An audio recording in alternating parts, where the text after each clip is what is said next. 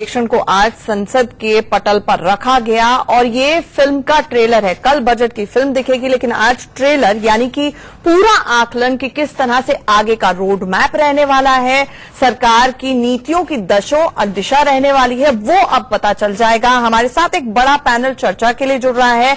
हम चाहेंगे कि आम आदमी की भाषा में आपको समझाने की कोशिश करें कि इस आर्थिक सर्वेक्षण में क्या आपके लिए है और क्या अंदाजा लगाया जाए कि बजट में होगा। हमारे साथ पैनल में जुड़ रहे हैं गौरव अग्रवाल, जो कि जाने माने टैक्स और जीएसटी एक्सपर्ट हैं, संदीप देशवाल जी इंडस्ट्रियलिस्ट हैं, अमित गुप्ता सीए और टैक्स एक्सपर्ट हैं, वो हमारे साथ जुड़ रहे हैं, और योगेंद्र कपूर साहब भी हमारे साथ जुड़ रहे हैं। सबसे पहले एक क्विक रिएक्शन। सरकार का सबसे पहले ग्रोथ एस्टिमेट जो है वो 7% यानी कि 7% की दर से जीडीपी ग्रोथ होगा, सरकार कह रही है। हालांकि अगर हम पिछले साल की बात करें तो मोदी सरकार के 5 सालों में 6.8% तक, पिछला साल अगर देखा जाए तो उस हिसाब से ग्रोथ कम हुआ था। इसका मतलब क्या निकाला जाए कि अब बॉटम आउट हो गया, अब ऊपर ही ऊपर बेहतर अच्छे दिन का ही रास्ता है? सबसे पहले अमित जी आपसे शुरुआत। देखिए, पिछले 5 साल में जो 7.8 से 8% की विकास दर की बात हो रही थी वो किसी भी साल में अचीव नहीं किया गया। अब जिस तरह से हम अंतर्राष्ट्रीय संगठनों के सामने बोलते हैं कि इस वक्त इंडिया वर्ल्ड की 2nd या 3rd लार्जेस्ट कंट्री बनने जा रहा है, 5 ट्रिलियन इकोनॉमी बनने जा रहा है, उस वक्त जो आर्थिक विकास के दर को 7% करना कहीं ना कहीं संदेहपूर्ण है। इसे 8 या 8.5% किया जाना चाहिए था। इसका मतलब मैं ये मानता हूं कि कहीं ना कहीं सरकार को पता है कि हमारे जो घरेलू स्तर पर बहुत सारे चैलेंजेस हैं, बहुत सारी मुसीबतें हैं, पहले उनको दूर किया जाएगा। और कहीं ना कहीं आपको अरविंद सुब्रमण्यम ने तो नहीं भेजा यहाँ पर? अरविंद सुब्रमण्यम अपने दर्शकों की जानकारी के लिए, ये वो फॉर्मर चीफ इकोनॉमिक एडवाइजर हैं जिनका ये कहना था कि करीब 2.5% हम अपने ग्रोथ के एस्टिमेट्स को ज्यादा करके बता रहे हैं, यानी कि ऑल इज वेल कहने की कोशिश कर रहे हैं, लेकिन ऑल इज वेल है नहीं। अमित जी, अब आप अपनी बात पूरी कर लीजिए। देखिए, वैसे तो मुझे किसी ने भेजा नहीं, आपने बुलाया है और यहाँ पर मैं जो बात कर रहा हूँ मेरा अपना मानना है। जो आंकड़े आप दे रहे हैं, शुक्र है हमारे पास मतलब दूसरे पॉलिटिकल पैनलिस्ट नहीं है, क्योंकि सबसे पहले आजकल वो सब शुरू हो जाता है। इसलिए आम जनता की भाषा में मतलब आपको लग रहा है कि पिक्चर उतनी रोजी है नहीं जितनी अभी भी दिखाने की शायद कोशिश हो रही है। ठीक है, क्विकली गौरव अग्रवाल जी।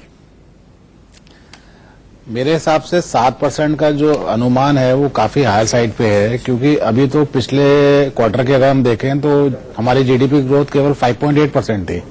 तो 7% पहुंचने में भी सरकार को काफी मेहनत करनी पड़ेगी, काफी सारे रिफॉर्म्स करने पड़ेंगे, तब हम कहीं सोच सकते हैं कि 7% हम ग्रोथ को एक्सपेक्ट कर सकते हैं। परंतु एज ऑफ नाउ ये बड़ा मुश्किल लगता है। जो हमारी सिचुएशन है बिजनेस की, जो आर्थिक अर्थव्यवस्था है जो चल रहा है अभी, मेरे ख्याल से तो ये बहुत मुश्किल है कि 7% की ग्रोथ हम अचीव कर लें। आपको लग रहा है हायर साइड पे टारगेट है, अचीवेबल नहीं है, रियलिस्टिक नहीं है? अगर हम बोले हायर साइड पे टारगेट है, परंतु अगर हम टारगेट हायर नहीं रखेंगे तो प्रोबेबली सरकार शायद उतनी मेहनत नहीं करे। सही बात है कि अगर आप सोचेंगे ही नहीं उतना बड़ा तो फिर अचीव कैसे? पॉजिटिव वे में लें तो हम चाहते हैं 7% की ग्रोथ आ जाए, लेकिन उसके लिए सरकार को काफी मेहनत करनी पड़ेगी, क्योंकि फिस्कल डेफिसिट भी कंट्रोल अब कौन सी तरह की मेहनत करनी पड़ेगी इस पर हम आएंगे बाद में, लेकिन क्विक रिएक्शन संदीप देशवाल जी। मुझे तो ये ठीक लगता है कि पॉजिटिव तो होना ही पड़ेगा, क्योंकि अगर कोई चीज स्लो डाउन है, रिफॉर्म्स हुए तो एकदम तो सब कुछ ठीक नहीं होने वाला है। एज ए बिजनेसमैन मैं देखता हूँ तो अगर 7% की ग्रोथ रेट है तो इससे क्या है, आम पब्लिक में मार्केट में कॉन्फिडेंस आता है, कॉन्फिडेंस से हमारी स्पेंडिंग बढ़ती है। स्पेंडिंग बढ़ेगी तो नेचुरली हमारे पास सारा सिस्टम बॉन्ड रोलिंग हो जाएगा।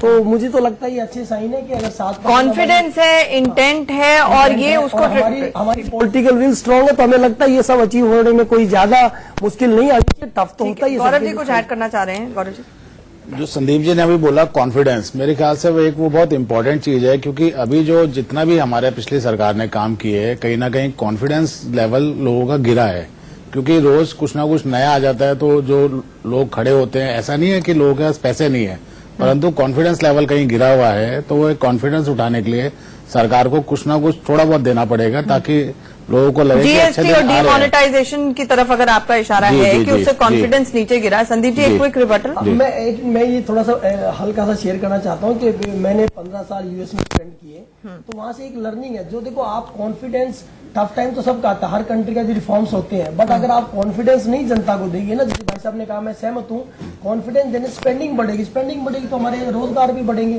स्लो हो सकता है, बट आई थिंक मुझे तो लग रहा है कि आने वाले टाइम में हमारा सब अच्छा इंडस्ट्री, ये आप जवाब जवाब तैयार रखिएगा। योगेंद्र जी के बाद आपके पास आऊंगी कि अगर इंडस्ट्री इतनी कॉन्फिडेंट है, फिर इतनी ज्यादा जॉब्स क्यों नहीं जनरेट हो पा रही, प्राइवेट इन्वेस्टमेंट्स क्यों नहीं आ पा रही?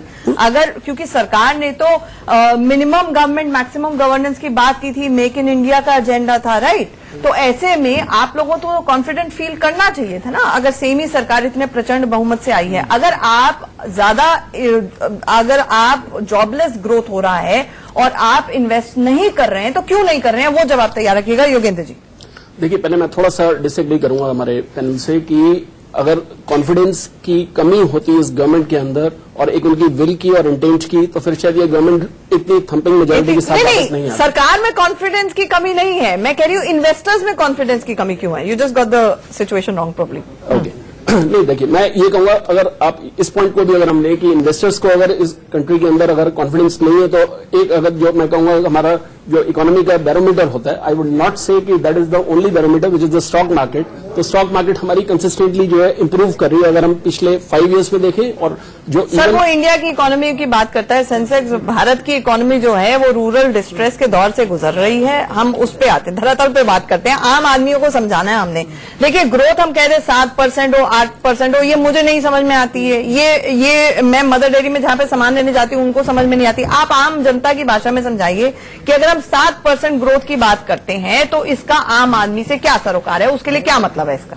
इसका मतलब ये है कि पहली चीज ये कि 7% जो है वो एक अपने आप में फेयर एस्टिमेट है, और इसका रिफ्लेक्शन जो है वो इस तरीके से दिखाई देगा इकोनॉमी के ऊपर कि जब लोगों की एबिलिटी टू सेव जो है वो जब बढ़ेगी और वो पर्कुलेट करेगी कंजम्पशन पैटर्न्स के अंदर। मैं एक एग्जांपल आपको देना चाहूंगा कि यूनाइटेड नेशंस की अभी एक वर्ल्ड टूरिज्म की रिपोर्ट आई है, जिसके अंदर उन्होंने ये कहा है कि इंडियन ट्रैवलर्स जो इंडिया से टूरिज्म सेक्टर के अंदर इंडिया से बाहर अब्रॉड विजिट करते हैं, they are presuming that the number of persons which is 2.5 crores at the moment कि 2020 तक जो है इनकम बढ़ी है। ठीक है, हम इस पर चर्चा पर लौटेंगे।